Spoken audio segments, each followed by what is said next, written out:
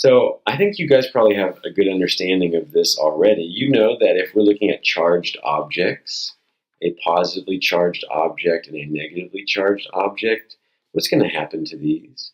They're going to attract each other, right?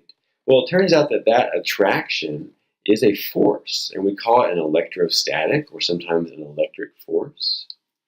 And this force is a lot like gravity because do these objects have to be touching each other for them to snap together, to be attracted to each other? Think about magnets. Magnets actually obey this exact same idea. If you have two magnets, maybe, and you know that magnets have poles, so south and north, and you know that the opposite poles of magnets attract each other.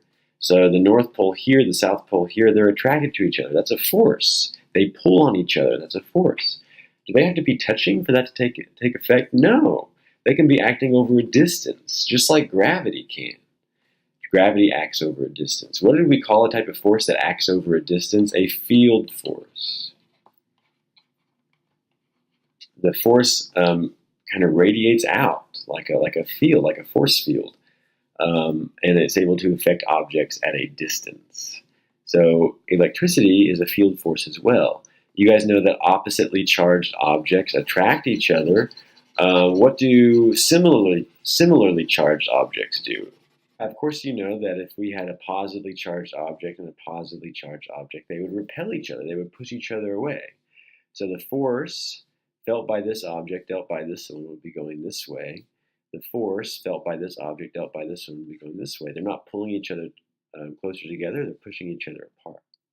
So that's a little bit how this one is a bit different from gravity. Gravity was just attractive. If you have masses, mass 1, mass 2, they're just going to pull each other together. Gravity is purely attractive, but electrical forces are attractive or repulsive, depending. So a force of attraction between objects with the opposite charge, or a force of repulsion, they push each other away, they repel each other, between objects with the same charge. Coulomb's law describes how big this force is. It describes how big these forces are, just like Newton's law described how big the force of gravity was. And I want to know what this force of attraction is right here. I want to know what that force is. So I can do an experiment. I can think, okay, what's causing this force? Well, it's because these objects are charged. I can measure the size of their charge in a unit known as the Coulomb. That's capital C. So that's what I'm doing in these tables. And I'm going to see how that affects this force, the electric force or the electrostatic force. And then I think, okay, this is a field force just like gravity was. So what else might affect the strength of the force, the strength of the pull? Well, I know that the force can act over a distance. It's a field force, so maybe the distance between the objects has an effect. And so this data table works exactly like it did last time. If the charges are 1 and the distance between them is defined as 1, it turns out that the electric force, this force is quite big, 8.99 times 10 to the 9th. Compare that to what this value was for gravity. Gravity was 6.67 times 10 to the negative 11th, so this is so much bigger. It turns out that the force of gravity, like I said, is the weakest force in the universe. It takes a whole lot of mass, like the mass of an entire planet, planet Earth, before gravity has an effect. But the electric force is actually quite strong. So it doesn't take a whole lot for it to take into effect. So let's start doing some experiments. I'm seeing how does the force depend upon, it's my dependent variable, how does it depend upon the charges of the objects, how much electric charge they have, and then the distance between the objects. So these are my independent variables. I'm going to test one at a time. So let's say that we increase the charge of object 2, we double it. What happens to the force here? Can you guys tell what kind of relationship that is? That gets doubled as well. So if I add more charge here, instead of just 1 Coulomb of charge and I have 2 Coulombs of charge, my force gets doubled.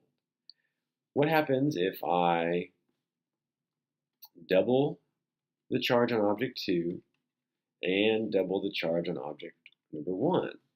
2 times 2 times, so now I have 2 Coulombs of charge, 2 Coulombs of charge. What happens to the force now?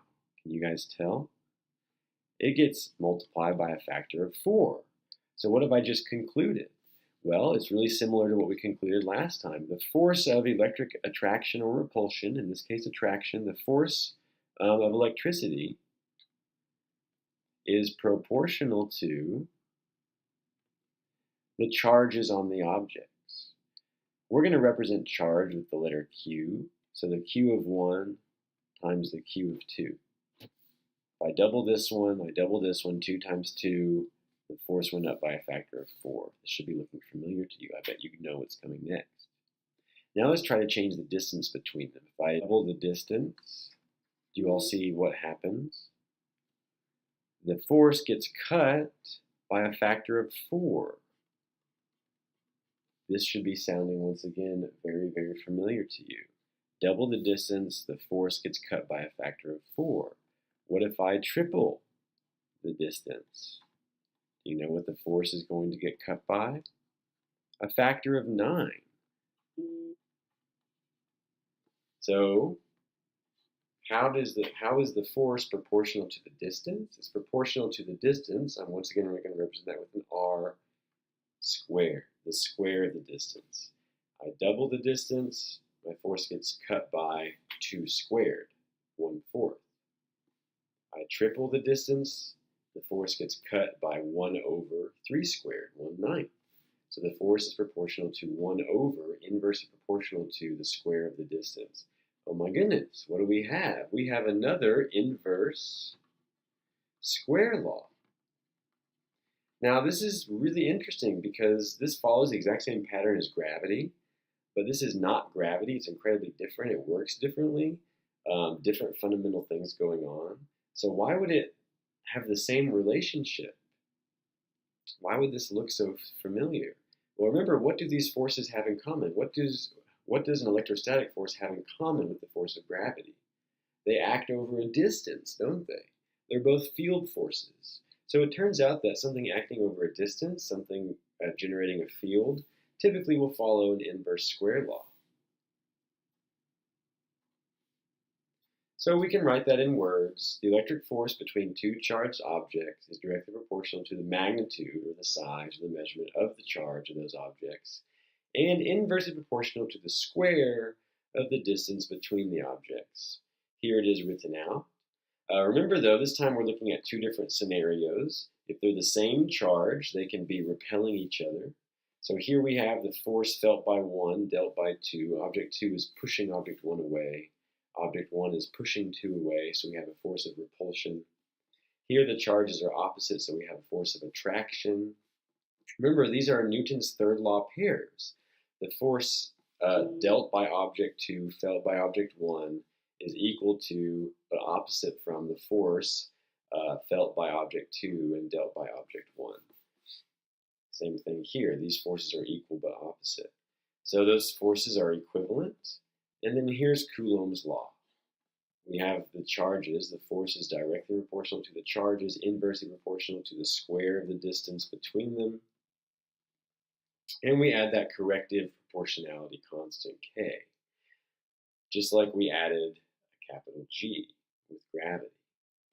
This time, though, the value is different. Here's the value for K with Coulomb's law. You can see it's so much larger than capital G was. Capital G was something like 6.67 times 10 to the negative 11. Again, the force due to electricity, electrical attraction and repulsion, is much, much, much, much larger. So there's the value of K.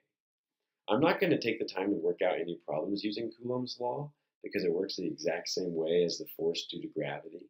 But you guys just need to know what is going to happen if we change some of these things. What's going to happen to the force of attraction? So again, let's say I have a positively charged object, a negatively charged object. They're attracted to each other. They're pulling each other together. This is a third law pair. I can measure the force. This force right here is given by this equation. What's going to happen to this force if I, let's call that object 1, object 2, if I double the charge on object 1?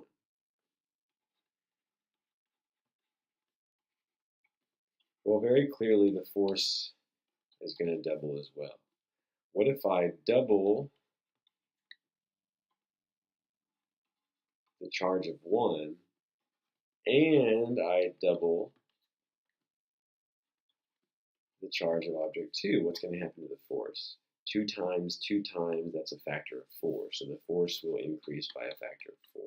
Works just exactly the same way. What now, though, if I double the distance between them? I double r. So this goes up by a factor of 2.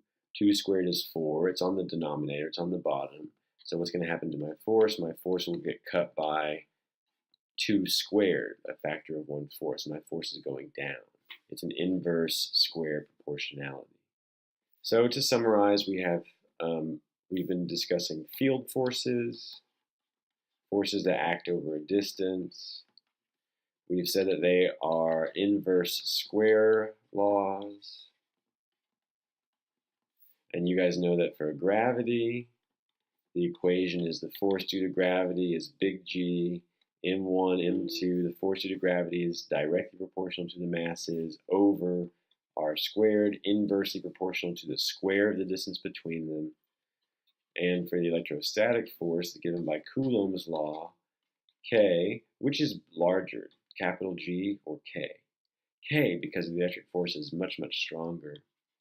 Q1, Q2, what does the Q represent? The electric charge. So the force due to electricity is equivalent, is proportional to the size of the charge. If I double one of the charges, the force will double. If I double both of the charges, 2 times 2, the force will quadruple. Over r squared, r being the distance between the objects once again. If I double the distance, 2 squared, I'm dividing by 4, so the force will get cut by a factor of 4. If I half the distance, 1/2 squared is going to be times a factor of 4, so the force will get quadrupled.